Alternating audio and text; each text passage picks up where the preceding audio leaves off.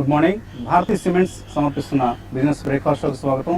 ఈ మండే ఉదయం విజయవాడ నుంచి మీ అభిమాన షో బిజినెస్ బ్రేక్ఫాస్ట్ స్వాగతం పలుకుతుంది. విజయవాడలో ప్రస్తుతం మనం విజయవాడ క్లబ్ ఆవరణలో ఉన్నాం. చాలా ఆహ్లాదకరమైన విజయవాడ క్లబ్ ఆవరణలో ఉన్నాం. విజయవాడ క్లబ్ ప్రత్యేకతల్లోకి మనం వెళ్ళబోయే ముందు రఘురామ్ రాజన్ రిటైర్డ్ హార్ట్ ఈ మండే మార్నింగ్ మనందరం ఒక షాక్కి ఫైనాన్షియల్ మార్కెట్స్ని గమనించే వాళ్ళందరం కూడా ఒక దిగ్భ్రాంతికి గురి చేస్తూ ఆయన రిటైర్ అవుతున్నా అంటూ ప్రకటించారు. ఆయన నెక్స్ట్ టర్మ్కి నాకు ఎక్స్టెన్షన్ వద్దు అంటూ రఘురామ్ రాజన్ ఆర్బీఐ గవర్నర్ ప్రకటించడం జరిగింది. సెప్టెంబర్ 4తో రఘురామ్ రాజన్ టర్మ్ పూర్తి చేసుకుంటున్నారు. సో రాజకీయ బేహారీ సుబ్రహ్మణ్య స్వామికి విజయాన్ని ఇచ్చారు. రఘురామ్ రాజన్ హర్ట్ అయి గాయపడి రిటైర్ అయ్యారు. సో కొత్త గవర్నర్ ఎవరు వస్తారన్నది మనకు తెలియదు. So Rexit, Raghuram Rajan's exit. మొన్నటిదాకా మనం బ్రెగ్జిట్ గురించి మాట్లాడుకున్నాం. ఇప్పుడు రెగ్జిట్, రఘురామ్ రాజన్స్ ఎగ్జిట్తో ఫైనాన్షియల్ మార్కెట్స్కు ఒక నెగిటివ్ సర్ప్రైజ్ ఇది. సో మార్కెట్స్ ఇవాళ ఏ విధంగా బిహేవ్ చేస్తాయనేది కొద్దిసేపట్లో మనకు తెలుస్తుంది. అలాగే చాలా ఎఫిషియెంట్ సెంట్రల్ బ్యాంకర్. ఈ మధ్య కాలంలో మనం చూసిన one of the very few central bankers in the world. చాలా ఎఫిషియెంట్గా పనిచేస్తూ భారతదేశ ఆర్థిక వ్యవస్థకు సుస్థిరతను తీసుకొచ్చి రఘురామ్ రాజన్ తన మార్క్ క్రియేట్ చేసుకోగలిగారు. ఆయన టర్మ్ ఎక్స్టెండ్ కాకపోవడం అనేది పూర్తిగా రాజకీయమైన అంశం. సో ఒక వ్యక్తి నిష్క్రమణతో ఒక దేశ ఆర్థిక వ్యవస్థ ఎటువంటి విఘాతం కలగదు సాధారణంగా. అలాగే రఘురామ్ రాజన్ ఎగ్జిట్తో కూడా ఎటువంటి నెగిటివ్ రిపర్కషన్స్ ఉండవనే ఆశిద్దాం. మేబీ తర్వాతి గవర్నర్ ఎవరు వస్తారన్నది రకరకాల పేర్లు షికారులు చేస్తున్నాయి మార్కెట్లో. సో ఎవరు అవుతారన్నది కనీసం ఒక డజన్ పేర్లు వినిపిస్తున్నాయి. ఎవరైనా కూడా ఒక ఎఫిషియెంట్ పర్సన్ని మన ప్రభుత్వం ఆ స్థానంలో కూర్చోబెడుతుందని ఆశిద్దాం. ఇక విజయవాడ క్లబ్ విషయానికి వస్తే ఇంజనీర్స్, డాక్టర్స్, ఆడిటర్స్ ఇలా రకరకాల ప్రొఫెషనల్స్ కలిసి ఏర్పాటు చేస్తున్న క్లబ్ ఇది. మనం హైదరాబాద్లో చాలా క్లబ్స్ ఉన్నాయి. మనకు హైదరాబాద్ నిజాం క్లబ్ కావచ్చు, జింఖానా క్లబ్ కావచ్చు, సికింద్రాబాద్ క్లబ్ కావచ్చు, Jubilee hills club, film Nagar cultural centre, ఇటువంటి రకరకాల క్లబ్స్ ఉన్నాయి మనకు. అక్కడికి విజయవాడ క్లబ్కి ఉన్న నేను గమనించిన ప్రత్యేకత ఏంటంటే చాలా చురుగ్గా, యాక్టివ్గా కలిసిమెలిసి క్లబ్ నిర్వహించుకుంటున్న సభ్యులు ఉండడం ఈ క్లబ్ ప్రత్యేకతగా చెప్పుకోవచ్చు. సో లాస్ట్ టైం నేను ఇక్కడికి వచ్చినప్పుడే క్లబ్ సభ్యుల ప్రవర్తన చూసి ఇంప్రెస్ అయ్యి ఇక్కడ మన బిజినెస్ బ్రేక్ఫాస్ట్ లైవ్ కండక్ట్ చేయాలన్న నిర్ణయానికి వచ్చాం. సో అందుకే ఈ మండే మార్నింగ్ ఇక్కడికి వచ్చాం.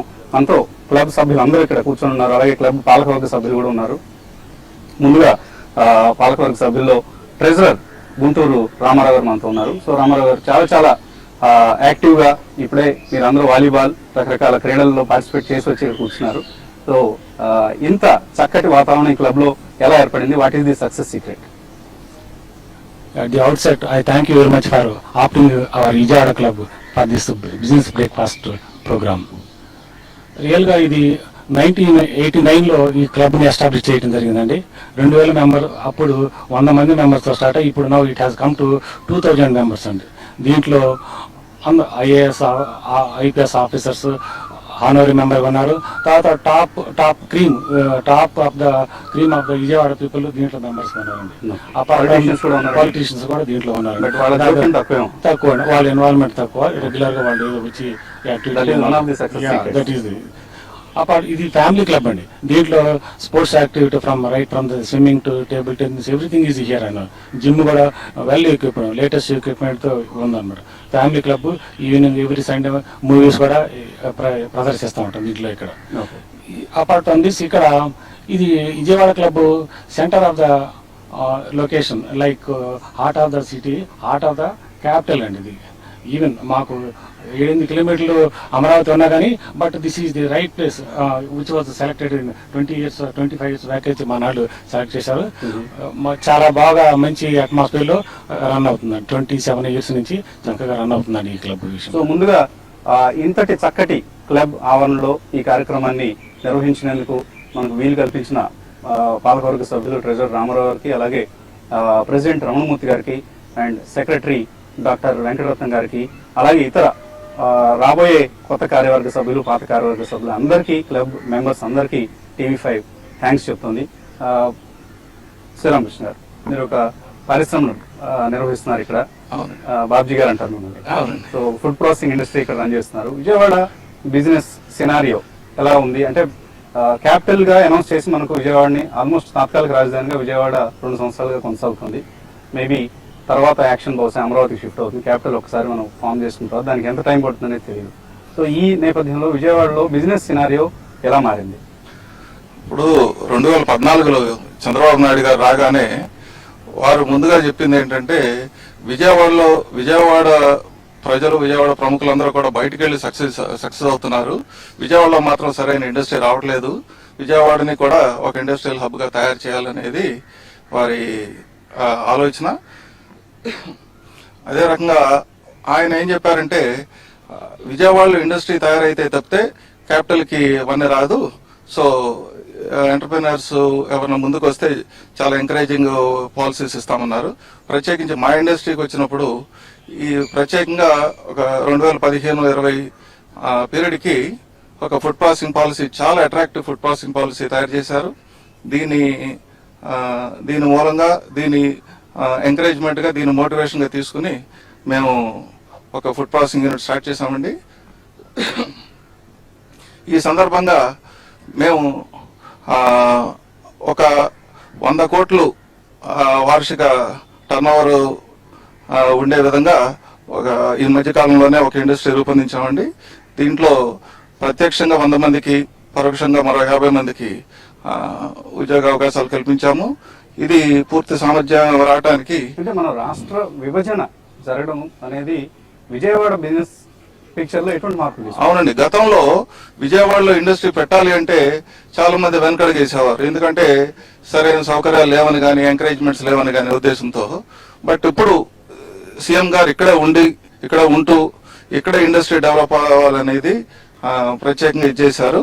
ఇప్పుడు ఫర్ ఎగ్జాంపుల్ రీసెంట్ గా మల్లవల్లి దగ్గర ఏపీఐసి ఒక 1100 ఎకరాలు ఐడెంటిఫై చేసి దాంట్లో 100 ఎకరాలు రెడీ చేసి స్పెషల్ ఫుడ్ ప్రాసెసింగ్ జోన్ గా కూడా డిక్లేర్ చేసి ఇంకా కూడా ఫర్దర్ గా దీన్ని ఎంకరేజ్ చేయాలనే ఉద్దేశంతో చాలా మోటివేట్ చేస్తూ ఉన్నారండి. అలాగే ఇందాక చెప్పినట్టుగా ఈ ప్రత్యేకమైన సదుపాయాలు, ఇన్సెంటివ్స్ చాలా ఫుడ్ ప్రాసెసింగ్ కి ప్రత్యేకంగా ఇచ్చి దీన్ని ఇంకా బాగా ఎంకరేజ్ చేస్తున్నారండి. అంటే మనకు బేసికలీ శ్రీకాంత్ గారు, మామూలుగా మనం విజయవాడ అంటే అంత ముందు అంతా కూడా ఎక్కువ ఉన్న ఇంప్రెషన్ ఏంటంటే ఇక్కడ ఒక రిటైల్ బిజినెస్ ఒకటి బాగా సాగుతూ ఉంటుంది. షాపింగ్ కోసం ఇక్కడ రకరకాల ప్రజలు ఇతర జిల్లాల నుంచి, చుట్టుపక్కల విజయవాడ చుట్టుపక్కల ప్రాంతాల నుంచి ఇక్కడికి వచ్చి షాపింగ్ చేసుకుని వెళ్తుంటారు. It's more of A shopping capital. ఇప్పుడు ఆ షాపింగ్ స్థానంలో ఇంకా కొత్త బిజినెస్లు ఏమైనా డెవలప్ అవుతున్నాయి, లేదు ఇంత ముందులాగే సేమ్ ట్రెండ్ కొనసాగుతుంది? Good morning sir. ఇంత ముందు లాగా ఇక్కడ పెద్ద విజయవాడ చుట్టుపక్కలకి పెద్ద క్యాచ్మెంట్ ఏరియా, చుట్టుపక్కల ఫార్మర్స్ కానీ బోల్డ్ అని విలేజెస్ ఉన్నాయి. వాళ్ళందరూ అందుకని ఇక్కడ షాపింగ్ కానీ ఎడ్యుకేషన్ కోసం విజయవాడ మీద డిపెండ్ అయ్యేవాళ్ళు. కానీ గత 15 ఏళ్ళ నుంచి మేము నాన్ లోకల్ వాళ్ళని మెంబర్ ఆఫ్ పార్లమెంట్స్గా ఎన్నుకొని ఇక్కడ ఏమీ డెవలప్మెంట్ అయితే 20 yearsలో జరగలేదు. ఈ 2 yearsలో జరిగిన డెవలప్మెంట్ లాస్ట్ 20 yearsలో లేదు. అప్పుడు చాలా డెవలప్మెంట్ కనబడుతుందండి. 12 లక్షలు ఉన్న పాపులేషన్ ఇప్పుడు 20 లక్షలు చేరుదని అనుకుంటున్నాము. మాకు తెలిసి 10-12 లక్షల పాపులేషన్ 20 సంవత్సరాల నుంచి విజయవాడలో అట్లాగే ఉంది. ఎప్పుడు కూడా పాపులేషన్ పెరగలేదు, కానీ ఇప్పుడే పెరుగుతుంది. ఈ ఎంప్లాయీస్ రావడం కానీ, క్యాపిటల్ బేస్ చేసుకుని బిజినెస్ పీపుల్ రావడం కానీ, అందరూ మైగ్రేషన్ పెరుగుతుంది. కానీ దానికి అనుగుణంగా ఇక్కడ ఇన్ఫ్రాస్ట్రక్చర్ కావచ్చు, హౌసింగ్ కావచ్చు, ఇవన్నీ ఇంప్రూవ్ కావాలి. అన్ని కావాలండి. ఇన్ఫ్రాస్ట్రక్చర్ కూడా మాకు విజయవాడలో 15 ఏళ్ళ నుంచి డెవలప్ చేసింది ఏమీ లేదండి. మీకు శ్రీకాకుళం నుంచి మొదలెట్టి తడ వరకు ఉన్న ప్రతి చిన్న ఊరు, లైక్ తుని, అన్నవరం, ఇట్లా తెనాలి, గుంటూరు, మంగళగిరి, ఏ ఊరు చూసినా బైపాస్ రోడ్డు ఉంది.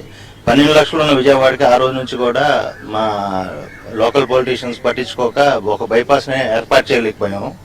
అప్పటి నుంచి కూడా దాని మూలన మేము ఇప్పటికీ ట్రాఫిక్ తోనే ఇబ్బంది పడుతున్నాం. విజయవాడ స్పెషాలిటీ ఏంటంటే 2 ఉన్న హైవేస్ విజయవాడ సిటీ మధ్యలోంచి వెళ్తాయి. దానికి బైపాస్ ఏర్పరచుకుంటే తప్ప మేము ట్రాఫిక్ ని సెటిలైట్ చేయలేము. ఇవాళకి కూడా మా సీఎం గారు కృషి చేస్తున్నారు, కానీ అవుటర్ రింగ్ రోడ్ వాటికి కూడా మొదలవలేదు. అదైతే కానీ మాకు మేజర్ గ్రోత్ రాదు విజయవాడకి. అట్లాగే దాని మూలం బేస్ చేసుకుని సర్కిల్ ఆఫ్ విజయవాడ బాగా పెరుగుద్ది, రేడియస్ ఆ రోడ్డుని బట్టి. ఇప్పుడు ఉన్న రోడ్డుకి మేము ఎంతసేపు 4-5 కిలోమీటర్లు అటు ఇటు అటే చూసుకుంటున్నాం డెవలప్మెంట్. అది వస్తే దాదాపు 100 kilometers ఏరియా మాకు విజయవాడలోకి వస్తుంది. So need of the hour bypass start, outer ring road bypass start చేయడం అని అనుకుంటున్నాము. మేము బేస్ చేసుకుని విజయవాడ కనదుర్గం వంతెన, అట్లాంటి వంతులు ఇంకా 2-3 రావాలి రివర్ మీద. మీ రివర్ బ్యాంక్ మీద ఉంటుంది ఊరంతా. సో డెవలప్మెంట్ రెండు వైపులో వస్తుంది రివర్ కి కాబట్టి 2-3 బ్రిడ్జిలు కట్టాలి, ఇంకా అవుటర్ రింగ్ రోడ్ అవ్వాలి ఇమీడియట్ గా. And Vijayawada mainly transport business మీద ఆధారపడుద్ది. యాజ్ అ జంక్షన్ మీకు రోజుకి కొన్ని వేల లారీలు పాస్ అవుతూ ఉంటాయి. అన్ని సిటీ నుంచి పాస్ అవడం అనేది చాలా కష్టంగా ఉంది. ఇప్పుడు అలా outer ring road need of the hour. అట్లాగే పాత ఎంపీలు ఎవరు కూడా సరిగ్గా ఏమీ చేయలేదండి. ఓకే, మీ పాయింట్ మీరు బాగా ఎక్స్ప్రెస్ చేశారు. ఎంపీలు ఇక్కడ ఎన్నికైన పార్లమెంట్ సభ్యులు కావచ్చు, శాసనసభ్యులు కావచ్చు, విజయవాడ అభివృద్ధిలో అంతగా వాళ్ళు పాత్ర పోషించలేదు అన్నది శ్రీకాంత్ గారు చెప్తున్నాను సార్. అలాగే డాక్టర్ ప్రసాద్ గారి ఆఫ్టర్ షాపింగ్ ఇందాక శ్రీకాంత్ గారు చెప్పినట్లుగా ట్రాన్స్పోర్ట్ వ్యాపారం తర్వాత health care is one of the major attractions for Vijayawada. ఇక్కడ చుట్టుపక్కల ప్రాంతాల నుంచి గతంలో గుంటూరు ఉండేది, ఆ తర్వాత విజయవాడ ఆ స్థానాన్ని ఆక్రమించింది. సో విజయవాడ నుంచి చాలా ప్రముఖమైన డాక్టర్స్ పేర్లు మనకు హైదరాబాద్ వరకు వినిపిస్తూ ఉంటాయి. బట్ పెద్ద కార్పొరేట్ హాస్పిటల్స్ ఇక్కడ ఇంకా అంతగా విస్తరించలేదు. మనకు 2-3 పేర్లే వినిపిస్తుంటాయి. డాక్టర్ రమేష్ హాస్పిటల్స్, అలాగే ఆంధ్ర హాస్పిటల్స్ అనేవి 2 బాగా పాపులర్ నేమ్స్. ఇంకా ఉండుంటాయి, బహుశా నాగార్జున హాస్పిటల్స్ ఉన్నట్టుంది. సో హెల్త్ కేర్ రంగంలో ఎటువంటి మార్పులు చోటు చేసుకుంటున్నాయి? లాస్ట్ 2 years లో మీకు గ్రోత్ కనిపిస్తుంది అక్కడ? గుడ్ మార్నింగ్ అండి. తప్పకుండా రాష్ట్ర విభజనకి ముందు, రాష్ట్ర విభజనకి తర్వాత హెల్త్ కేర్ రంగంలో విజయవాడలో చాలా మార్పులు చోటు చేసుకున్నాయండి. రాష్ట్ర విభజనకి ముందు చాలా మంది హైదరాబాద్లో ట్రీట్మెంట్ చేయించుకుందాం అనే ఉద్దేశంతో ఉండేవాళ్ళు. విజయవాడ హబ్ అని మనం అనుకుంటా ఉండేవాళ్ళం.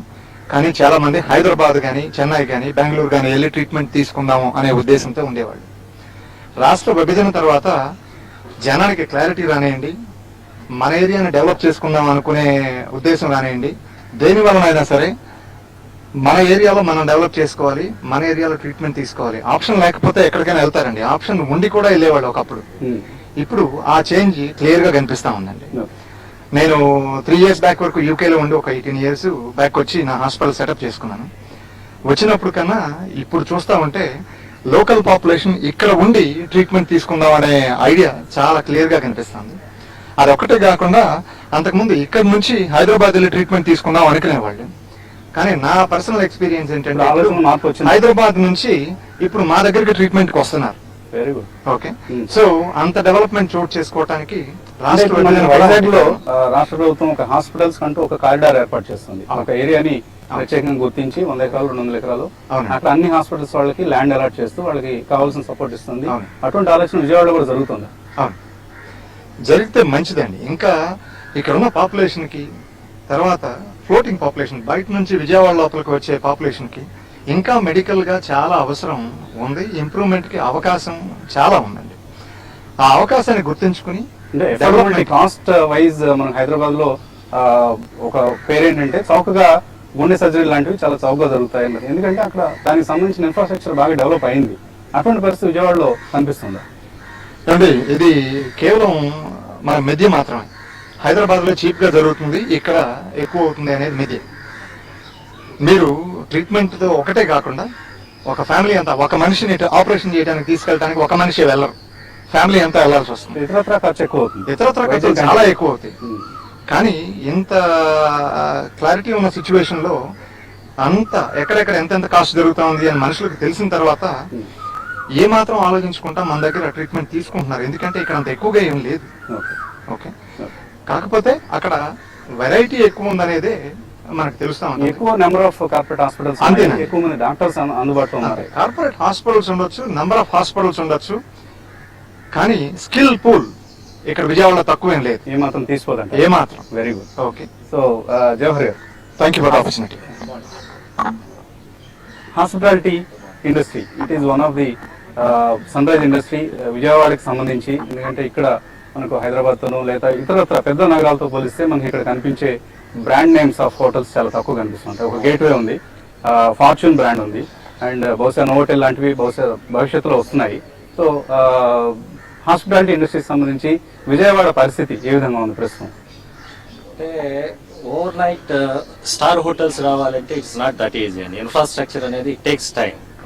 సో ఈ మీ గ్యాప్ టైంలో ఈ బడ్జెట్ హోటల్స్ అనేది మాత్రం లాస్ట్ 2.5 years లో ఆల్మోస్ట్ 1000 rooms దాకా యాడ్ అయినాయి. ఎందుకంటే 2007 నుంచి 2014 మధ్యలో ఎన్ని బడ్జెట్ హోటల్స్ వచ్చినాయో లాస్ట్ 2 years లో అన్ని బడ్జెట్ హోటల్స్ విజయవాడలో వచ్చినాయి. And So as you మీరు rightly కూడా I think you are also running one of the yes, I am running a small property and basically 30 rooms property. Okay As far as my industry is concerned, yes, it's growing. Okay ఎందుకంటే clear గా ఒక ఇంతకు ముందుతో పోలిస్తే occupancy rates పెరగటం బాగా పెరిగింది. Food కి సంబంధించి business earlier we used to have 55 to 60% అండి. Now it went up to 80%. Almost there is a growth of 20% అన్నమాట. మీరు అన్నట్టు స్టార్ హోటల్స్ అనేది ఓవర్ నైట్ రావు, okay but already they are under way. అంటే లైక్ ఎన్ని రూమ్స్ యాడ్ కాబోతున్నాయి భవిష్యత్తులో?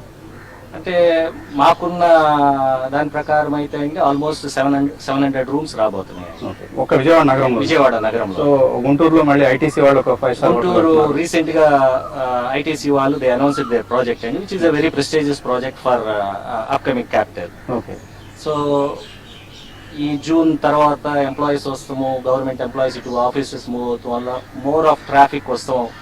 దానివల్ల need of the hour is yes. అంటే ఫుడ్ కి సంబంధించి విజయవాడకు ఒక చక్కటి పేరు ఉంది. మంచి Yes. భోజనం దొరుకుతుంది, మంచి రుచికరమైన టిఫిన్స్ దొరుకుతాయి ఇక్కడ, మంచి పిండి వంటలు దొరుకుతాయి. స్వీట్ మ్యాజిక్ లాంటి బ్రాండ్ వరల్డ్ ఓవర్ తెలుసు ఇప్పుడు. Yes. సో అటువంటి పరిస్థితి ముందు కూడా కొనసాగే అవకాశం ఉంది. అంటే కమర్షియలైజ్ అయిపోయి క్యాపిటల్ అవుతుంది కాబట్టి, క్యాపిటల్ రీజన్ పక్కనే విజయవాడ నగరం ఉంది కాబట్టి కమర్షియలైజ్ అయిపోయి క్వాలిటీ విషయంలో దెబ్బతినే ప్రమాదం అయితే లేదు.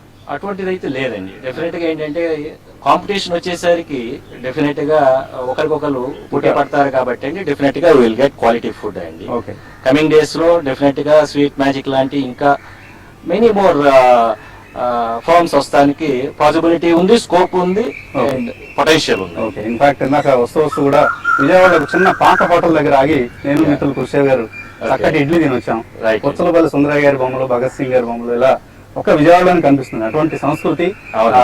మన దేశ నాయకుల్ని ఆరాధించే సంస్కృతి. Yes. అన్ని చోట్ల గుళ్ళు ఉంటాయి, గోపురాలు ఉంటాయి, దేవతల్ని దేవుళ్ళని పూజిస్తుంటారు. మన దగ్గర దేశభక్తి ఎక్కువ విజయవాడ నగరంలో అనిపిస్తుంటుంది. రైట్. సార్ మెక్డొనాల్డ్స్ కి ఆతిథ్యం ఇవ్వబోతున్నారు త్వరలో. మెక్డొనాల్డ్స్ వారి ప్రాపర్టీలోనే రాబోతుందట. సో గోవింద్ గారు, మీరు మెక్డొనాల్డ్స్ లాంటి ఒక పెద్ద బ్రాండ్ ని విజయవాడలో మీరు ఆతిథ్యం ఇవ్వబోతున్నారు మెక్డొనాల్డ్స్ కి. మాకందరికి మెక్డొనాల్డ్స్ ఆతిథ్యం ఇస్తే మీరు మెక్డొనాల్డ్స్ కి ఆతిథ్యం ఇస్తున్నారు. సో ఇటువంటి బ్రాండ్స్ ఇక్కడికి ఇంకా ముందు రాబోతున్నాయి.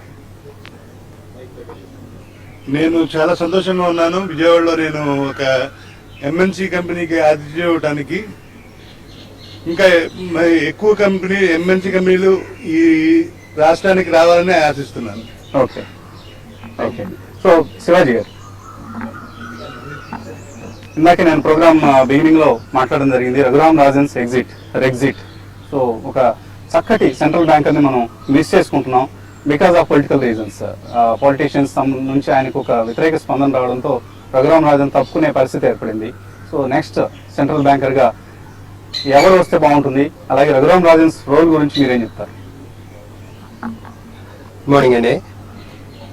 మీరు మొదలు పెట్టినప్పుడు చెప్పినప్పుడు రఘురామరాజన్ రెసిగ్నేషన్ అన్నారు. I think that is not resignation. He is not willing to extend his term. Who asked him to extend his term? Nobody asked, because అది గవర్నమెంట్ అపాయింట్మెంట్ అండి. See, ours is a democratic country. మీకు తెలుసు world లో ఉన్నటువంటి రెండు greatest democracy America, తర్వాత మన India. Yes. We call this the largest democracy. No. In a democratic setup, you know pretty well, people come and people go.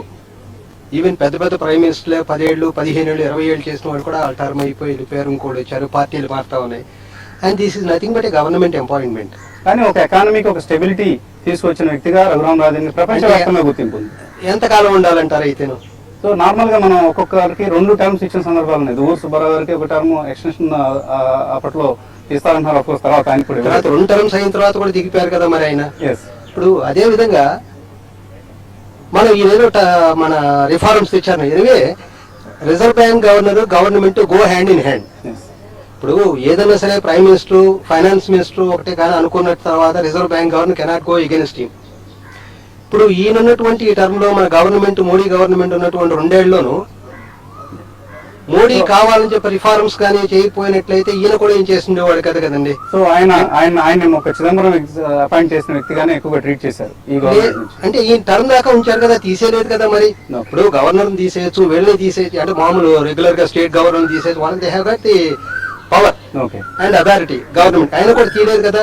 They allowed him to continue up to September. So you welcome his exit. No, I don't welcome his exit. ఆ మాట అనలేదు నేను. Okay ఈయన term అయిన దాకా ఉన్నారు, government కూడా ఈయన టర్మ్ అయిన దాకా ఉంది, ఓకే. తర్వాత ఇంకోటి ఎవరన్నా రావచ్చు అంతే తప్ప ఈయన వేయలేదని చెప్పని ఐ థింక్ నా ఉద్దేశం అండి. సో మీరు మీడియా హైప్ కొంత ఎక్కువ క్రియేట్ చేసిందండి. ఎవరున్నా ఒకటే అన్నట్లుగా మీరు ఒక భావన. అవును, ఇప్పుడు వచ్చే 7 పేర్లు నేను చూశానండి. 7 అంతా టాప్ పీపులే. ఓకే. ఏమో మనకు బెటర్మెంట్ అవుతుందో చూద్దాం. ఇంకా మెరుగు రెండోది, మీరు ఈయన చేసిన బెటర్ పాలసీస్ అయినారే, బెటర్ పాలసీస్ నేను యాజ్ అ రిటైర్డ్ మ్యాన్ నేను చూసేది ఏంటంటే, ఓకే. ఎంతకి ఇంట్రెస్ట్ తగ్గించుకుంటే లేదు ఎవరికి లెండింగ్ ఇంట్రెస్ట్ అంతాను. లెండింగ్ ఇంట్రెస్ట్ తగ్గించేటప్పటికి ఆటోమేటిక్ గా డిపాజిటర్స్ ఇంట్రెస్ట్ తగ్గినాయి. దాని మూలంగా పీపుల్ లైక్ మీ ఎంత ఇంట్రెస్ట్ తగ్గిపోయిందండి గత 3 ఏళ్లలోను. ఓ నాకు అర్థమైంది ఇప్పుడు మీరు ఎందుకు రఘురామ్ రాజన్ కి నెగిటివ్ గా ఉన్నారు. This is a cross section. Okay everybody has got a right to opinion. Okay ఇప్పుడు అందరూ అందుకని ఇండస్ట్రీస్ అంతా వచ్చింది. Industries is not the only persons okay. who are controlling India. So retired నేను మీరు చూసిన senior citizens అందరూ concern కూడా నేను discount చూసిన తర్వాత ఇన్ఫోసిస్ కానీ వీళ్ళు కానీ వాళ్ళు కానీ వచ్చిన వాళ్ళంతా ఇండస్ట్రీ ఇస్తే మీరు కానీ ఇచ్చినటువంటి statements. Industry is in favour of him. Industry is in favour of it because the interest is going down. Financial markets are in favour of. Yes. So అది వాళ్ళు హతాశలు అవుతున్నారు కానీ మీలాంటి వాళ్ళు. అందుకని నేను అనేది ఆయన వెళ్ళిపోవాలి అని అంటలేదు. But we may get a better man in democracy. We may get a better man. Correct, మీరు అన్నది కరెక్టే. ఒక వ్యక్తి వెళ్ళిపోవడం వల్ల వ్యవస్థకి ఎటువంటి నష్టం రాదు. ఒక వ్యవస్థ కాదు, అందులో మన డెమోక్రటిక్ వ్యవస్థ. సో కోటేశ్వర్, సో విజయవాడలో మీరు ఇక్కడ విజయవాడ క్లబ్ లో చక్కటి స్పోర్ట్స్ యాక్టివిటీస్ మీరు బాగా ఎంకరేజ్ చేస్తున్నారు. సో ఆ క్రీడలు అనేవి మన ఏ దేశ వ్యవస్థలో అయినా సరే క్రీడలకు ఉన్న ప్రాధాన్యం ఎవరికి తెలియదు కాదు. క్రీడలు అభివృద్ధి చెందిన దేశాలే నిజంగా వాళ్ళు ఎకనామికల్లీ కూడా అభివృద్ధి చెందిన విధానం మనం చూసాం. సో విజయవాడకి సంబంధించి స్పోర్టింగ్ యాక్టివిటీస్ ఎలా ఉన్నాయి? విజయవాడకు సంబంధించి ఆటల దీనిలో గవర్నమెంట్ ప్రిఫరెన్స్ ఎక్కువ కావాలండి. అంటే గవర్నమెంట్ ప్రిఫరెన్స్ తో పాటు మన కార్పొరేట్ సంస్థలు కూడా మింగిల్ అయితేనే ఈ స్పోర్ట్స్ డెవలప్మెంట్ జరుగుతుందండి. ఒక గవర్నమెంట్ తోనే కుదరదు, అది కార్పొరేట్ వాళ్ళు కంపల్సరీ ఎంకరేజ్ చేయాలి. దానికి తోడు మనకి ఎడ్యుకేషన్ మీద ఎక్కువ ప్రిఫరెన్స్ కాన్సన్ట్రేట్ చేశారు. వెనకటికి మేము కూడా చదివిన వాళ్ళం ఆడుకున్న వాళ్ళమే. కానీ ఇప్పుడు ఈ ఎడ్యుకేషన్ మీద కాన్సన్ట్రేట్ చేయటం వలన పూర్తిగా పేరెంట్స్ స్పోర్ట్స్ వదలాలంటే వాళ్ళు కొంచెం ఇబ్బందికరంగా ఉంటుంది. సో రాబోయే రోజుల్లో విజయవాడ చుట్టుపక్కల ప్రాంతాల్లో మనకు వైజాగ్ లో వచ్చినట్లుగా మంచి స్టేడియంలు, అది మోస్ట్ ఇంపార్టెంట్ అండి. ఇన్ఫ్రాస్ట్రక్చర్ డెవలప్మెంట్ కంపల్సరీ కావాల్సిందే. ఇప్పుడు ఒక చిన్న యాక్చువల్ గా వాలీబాల్ అనేది గేమ్ అనేది ఇండోర్ గేమ్ అండి. కానీ మన పరిస్థితికి మనం అవుట్డోర్ లో ఆడుకోవాలి. సో ఇంకా ఈ ఇంటర్నేషనల్ కాంపిటీషన్స్ కి వెళ్ళేటప్పుడు మరి ఇండోర్ కోర్ట్స్ అవసరం. Okay sir. సో మనకి కార్యక్రమం సమయం మించిపోతుంది.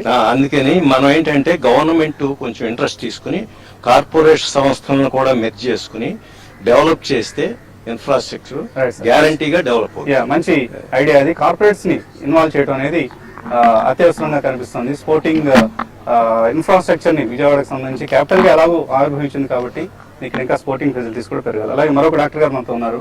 సో డాక్టర్ బుచ్చిబాబు గారు. సో బుచ్చిబాబు గారు హెల్త్ కేర్ సంబంధించి ఇందాక మన ప్రసాద్ గారు చెప్పినట్లుగా ఇక్కడ ఎవరికి తీసుకునే విధంగా ఇక్కడ కూడా హెల్త్ కేర్ సంబంధించిన నిపుణులు ఉన్నారు. కొద్దిగా ఇంకా number of hospitals and facilities కొద్దిగా పెరగాల్సిన అవసరం కనిపిస్తుంది. నమస్కారం అండి. మీరు అడిగినట్టు ఇందాక హెల్త్ కేర్ విషయం ఎవరికి తీసిపోకూడదంటే అసలు హెల్త్ కేర్ సిస్టమ్ ఆంధ్రప్రదేశ్ కి అసలు హెల్త్ కేర్ సిస్టమ్ గురించి నేర్పిందే ఈ ఆంధ్ర ప్రజలండి. అంటే విజయవాడ పరిసర ప్రాంత ప్రజలు. గత 60 సంవత్సరాలుగా బ్రిటిష్ వారి కాలం నుంచి హెల్త్ కేర్ సిస్టమ్ ఇక్కడే డెవలప్ అయిందండి. గుంటూరు మెడికల్ కాలేజీ, ఆనుకుని హాస్పిటల్, దాని ప్రక్కనే రైల్వే ట్రాక్, ఇట్లా అన్ని గుంటూరు డెవలప్ అయిన తర్వాత ఎడ్యుకేషనల్ గా కూడా ఇక్కడే డెవలప్ అయిందండి. నాకు తెలిసిన నా మిత్రులు ఇప్పటికి కూడా హైదరాబాద్ నుంచి పిల్లలు విజయవాడ చదివిస్తున్నారు. కొంతమంది పేషెంట్స్ విజయవాడ వచ్చి ఆపరేషన్ చేయించుకుంటున్నారు. ఎందుకంటే హైదరాబాద్ లో చేస్తే వ్యవస్థ చేస్తుంది, ఇక్కడైతే వ్యక్తి చేస్తున్నాడు.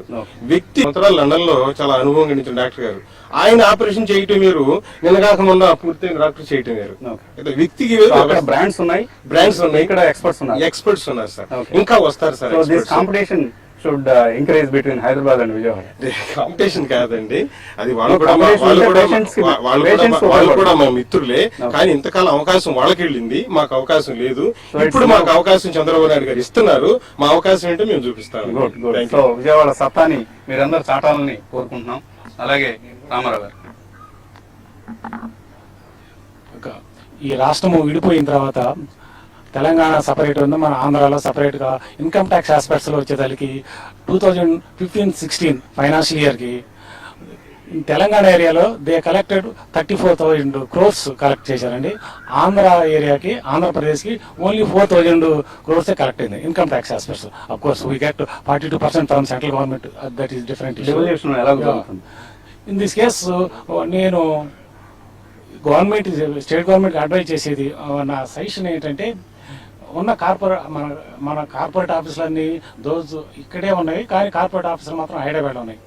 కార్పొరేట్ ఆఫీసులు హైదరాబాద్లో ఉండటంతో ఇన్కమ్ ట్యాక్స్ రిటర్న్స్ అన్ని హైదరాబాద్లో వేయడంతో రెవెన్యూ అంతా తెలంగాణకి వెళ్ళిపోతుంది. దాంట్లో అంటే సెంట్రల్ గవర్నమెంట్కి వెళ్ళి దాంట్లో మేజర్ షేర్ తెలంగాణ గవర్నమెంట్కి వెళ్తుంది. సో ఇది ఇక్కడ మనకు కనిపిస్తున్న వైరుధ్యం. సో ఆంధ్రప్రదేశ్ కూడా కార్పొరేట్స్ తరలి రావాలి, ఆంధ్రప్రదేశ్ లో కూడా కార్పొరేట్ ఆఫీసెస్ ఇంక్రీజ్ అయితేనే ఇక్కడ ట్యాక్స్ రెవెన్యూ పెరుగుతుందని రామారావు గారు చెప్తున్నారు. ముందుగా చివరిగా విజయవాడ క్లబ్ యాజమాన్యానికి మా హృదయపూర్వక ధన్యవాదాలు. ఇక్కడ నుంచి విజయవాడలో బిజినెస్ వాతావరణం ప్రస్తుతం ఎలా ఉంది, ఇక్కడ వ్యాపార ముఖ చిత్రం ఎలా మారుతుంది అన్న అంశాన్ని ఎక్స్పర్ట్స్ అందరూ కూడా చక్కగా మనకు వివరించి చెప్పినందుకు వారందరికీ ధన్యవాదాలు. ఇది వాటి బిజినెస్ బ్రేక్ఫాస్ట్ షో. మధ్యాహ్నం స్మార్ట్ ఇన్వెస్టర్లో మళ్ళీ కలుద్దాం.